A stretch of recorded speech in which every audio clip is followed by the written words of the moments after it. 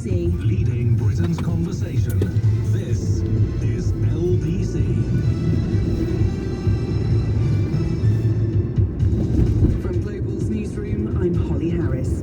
The next steps in the UK's lockdown plan are becoming clearer after the government indicated it would reopen garden centres, encourage commuters to use bikes and potentially quarantine visitors from abroad. It's been reported those visiting the UK will have to self-isolate for 14 days on arrival and could be fined or deported if they break the rules. It's also thought Boris Johnson will recommend people wear face masks at work and when using public transport. The Prime Minister will make a statement about the lockdown restrictions tomorrow. Environment Secretary George Eustice admits it won't be business as usual overnight. We will be very, very cautious as we loosen the restrictions we have. As the data that we're outlining on a daily basis shows, we are not out of the woods. There are still major challenges with this virus. We will be living with this virus for some time to come. The press secretary to US Vice President Mike Pence has tested positive for coronavirus.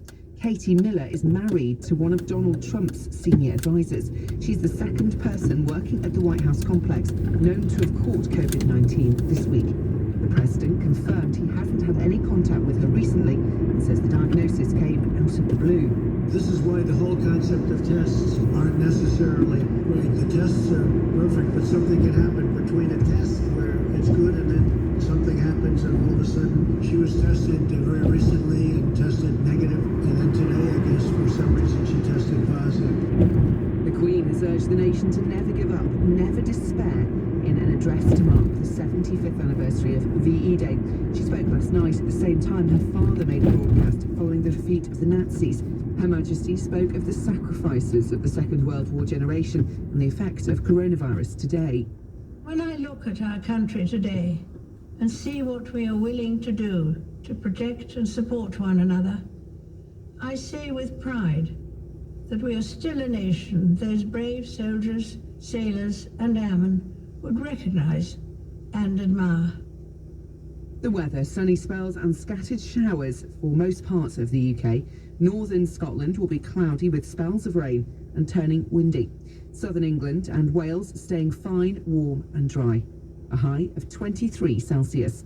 From Global's newsroom, you're up to date. Hello, I'm Esther Ranson, founder of Childline. Lidl are supporting the NSPCC by pledging to raise £2 million for Childline over the next 2 years. Visit Lidl online to see how else they're giving hope to children during this pandemic with their Rainbow Trail campaign and to get involved with your children. This is LBC. Leading Britain's conversation with Andrew Castle.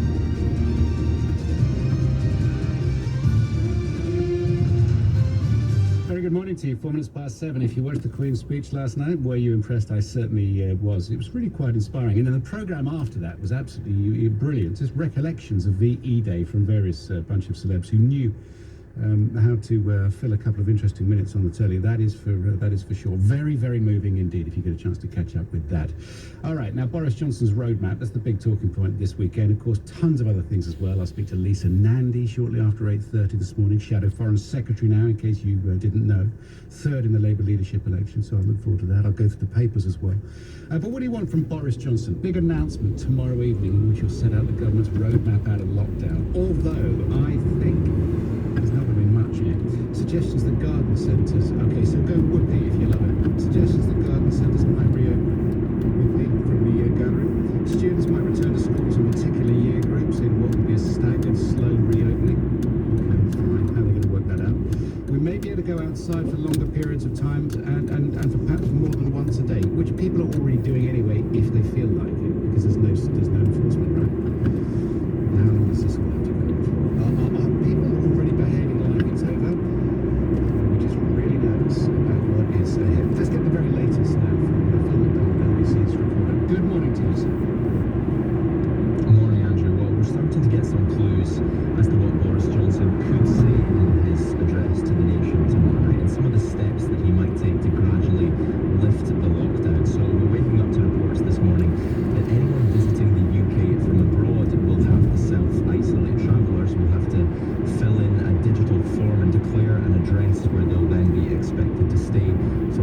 14 days, and anyone found to be breaking those rules could face fines of up to £1,000 and even deportation as well. It's also being reported this morning, as you've been talking about, that commuters will be asked to cycle to work if possible and to wear masks as well. Now, some of the other measures that could be taken have been teased by the UK's devolved governments in the past week. The First Ministers of Scotland and Wales have shown their hands to some degree, setting out their preferred scenarios for the next chapter of lockdown, which includes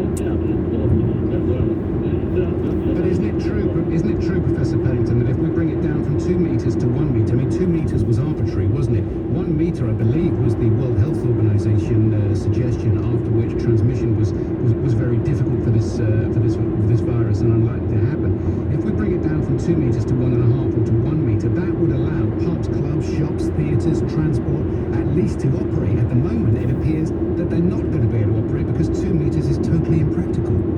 Yeah, well, yes, I think what the government has to do is balance the risk of say going to 1 metre. Well, nobody really knows whether 1 metre or 2 metres, you know, what the difference is between the two, because there's no experiments, there's no evidence to suggest that one is better than the other, except that the distance is the important thing. And outside, you know, you can have 1 metre, I'm pretty confident, because there's studies in countries like Japan that show that, you know, catching a virus outside is not just like an inside, because inside, you know, you've got a static atmosphere, like in a pub, for example, not static, you know, so heavy breathing going on and moist atmosphere, and it's hot, that helps the virus to get about. I think pubs might be one of the last places to come off the lockdown, whereas restaurants can have the tables spaced out a bit, they can have, I mean, in New Zealand,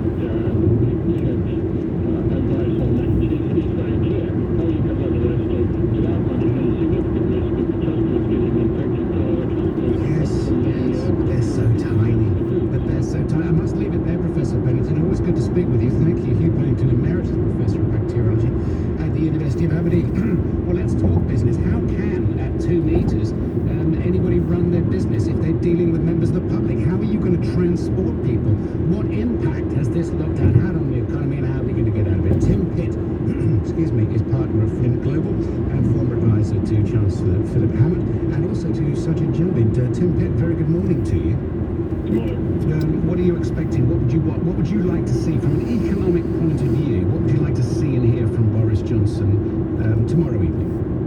Well, I think there are lots of people out there arguing from an economic point of view we want to open up as quickly as possible. And I completely understand those arguments. That really needs to build back in. I think it's probably the biggest downturn we've had in 200 years. I think all businesses and the government will be desperate to get the economy back to normal as soon as we can, save as many jobs and businesses as possible. But I do think there's a real risk that makes it a very short term from an economic perspective. We end up taking action that causes even greater damage to the economy and then puts jobs and businesses down the line. And in that, I do think we need to be cautious because both from a health perspective but also from an economic point of view, I think that what we really want to warn of course is that second wave. I think clearly the first lockdown has been too damaging to business, but I think the second lockdown, should that get to open up too quickly, would be really catastrophic.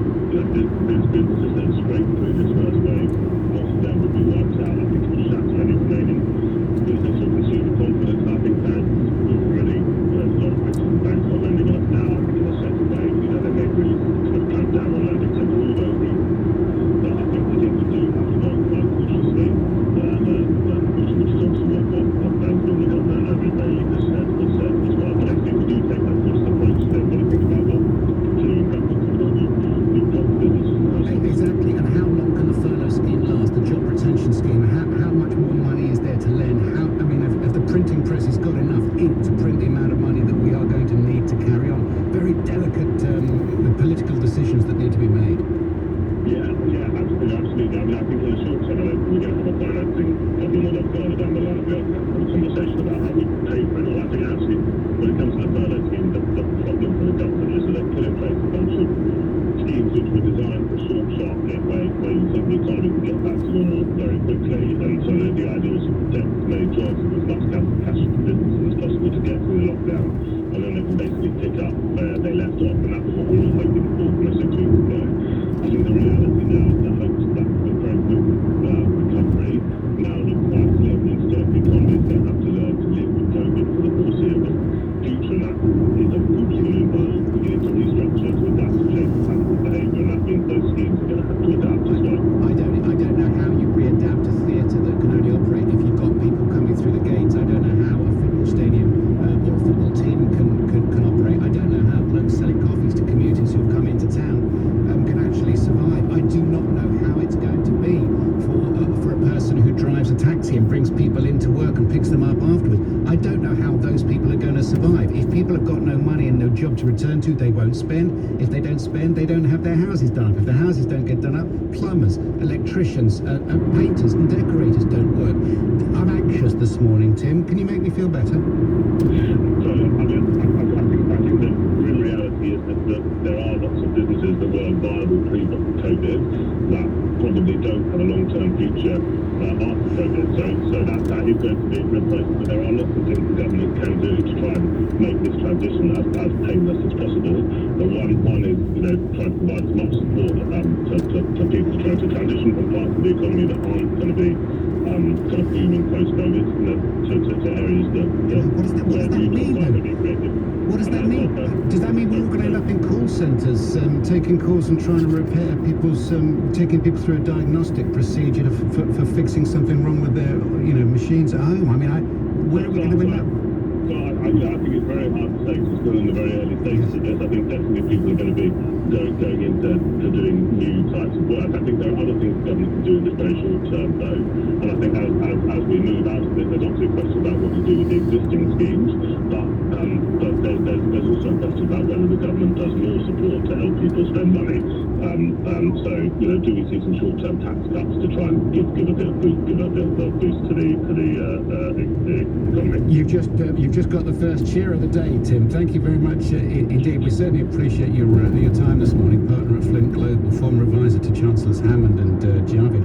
How does the future look to you, folks? How long does this have to go on for? And some people certainly are behaving like it's already over. Are we going to vote with our feet to start not taking advice? Because there are businesses that if they don't open, it's not a business, it's a person, it's people. They're going to have no job to go back to. So what do you want to hear from Boris tomorrow evening? 7:18 is the time. Queen's speech yesterday was really rather inspiring. I'll play you some of that in just a moment. And I'll show you how the papers have reacted this Saturday morning. It is the 9th of May and the travel is with J. Louise Knight.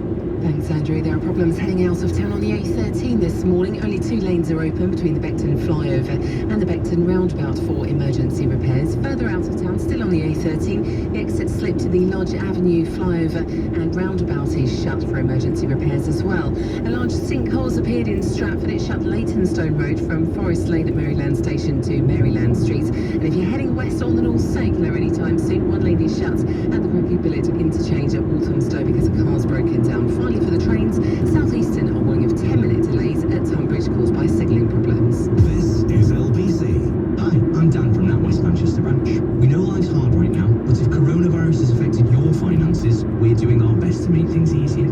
If you're a personal customer, you can request a 3-month payment break if you're struggling with your mortgage, loan or credit card. Or if you need help with an existing arranged overdraft, you can get £500 interest-free for 3 months. Remember, every one of us is here to support you. There are lots of ways we could help. Search NatWest Coronavirus. Eligibility and conditions apply to payment breaks. Overdraft up to your agreed limit if lower than £500. At HMRC, we're working hard to fight tax scams during the coronavirus pandemic. Here's how you can also protect yourself. Be alert. Think before parting with your information or money. Be calm. It's okay to refuse requests. If you feel rushed, it could be a scam. Be secure. Tell HMRC and your bank if you think you've been a victim. Remember, if it doesn't feel right, it probably isn't. For more information, search scams on gov.uk. Oh, I hate buying online when there's no one to talk to. That's why at hainesford.co.uk, buying your next Ford car or commercial vehicle is easier than ever. Simply select the Ford that's right for you, value your part exchange, and arrange finance, all at hainesford.co.uk, where you can chat with or call our Ford experts. We'll even deliver to your door. hainesford.co.uk. Always driving value. When your tenants have a burst pipe, superheroes crashing through the wall isn't going to help anyone. With Direct Line Landlord Emergency added to your policy, we're on it to send a rather super plumber in 4 hours and guarantee they'll use the doorbell. We can also assemble locksmiths, glaziers, electricians and drainage engineers. Search Direct Line Landlord Emergency. We're on it. Direct Line. Residential properties. Optional add-on up to 1,500 per call out. Extreme weather conditions may extend response time. Underwritten by UK Insurance Limited. Andrew Castle on LBC.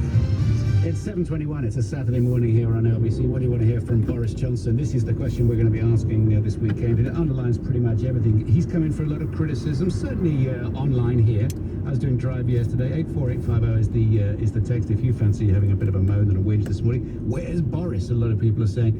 Well, George Eustace, the Environment Secretary, took the Downing Street press conference yesterday. And all I've heard of Dominic Raab the day before is that, you know, we mustn't really expect too much tomorrow night. Now it turns out that everybody coming in to the UK is going to have to self-isolate for 2 weeks. And we'll be talking about that a little bit later on. How are we going to operate as an economy if this goes on?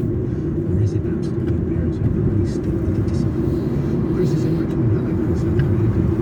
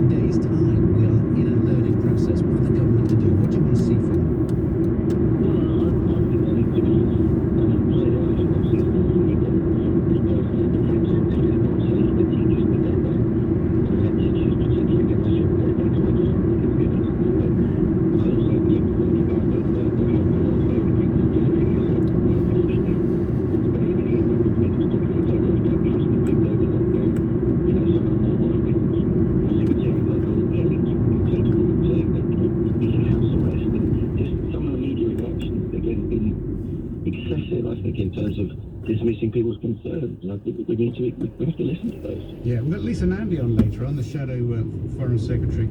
I shall be interested to see what Labour's position is on this, because, you know, as an opposition, they finally, I mean, seriously, they look like an opposition now, but they don't want to be seen to be criticising too much at the moment at a time when we really should be pulling together. So it'll be an interesting line that she takes on all this.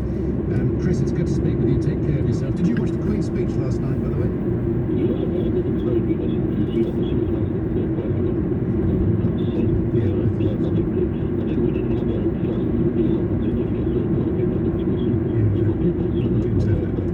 Chris, good to speak with you. Thank you very much. Almost 24:07 this morning. When you're talking about the Queen's speech, then it was a message which was broadcast last night. It was 75 years. I mean, goodness knows, plenty for your thoughts. 75 years after her father, King George VI's address to the nation on VE Day. So here is Her Majesty. At the start, the outlook seemed bleak, the end distant, the outcome uncertain. But we kept faith that the cause was right. And this belief, as my father noted in his broadcast, carried us through. Never give up, never despair. That was the message of VE Day. I vividly remember the jubilant scenes my sister and I witnessed with our parents and Winston Churchill from the balcony of Buckingham Palace. The sense of joy in the crowds who gathered outside and across the country was profound. Though while we celebrated the victory in Europe, we knew there would be further sacrifice. It was not until August that fighting in the Far East ceased and the war finally ended. Many people laid down their lives in that terrible conflict. They fought so we could live in peace, at home and abroad. They died so we could live as free people in a world of free nations. They risked all so our families and neighborhoods could be safe. We should and will remember them.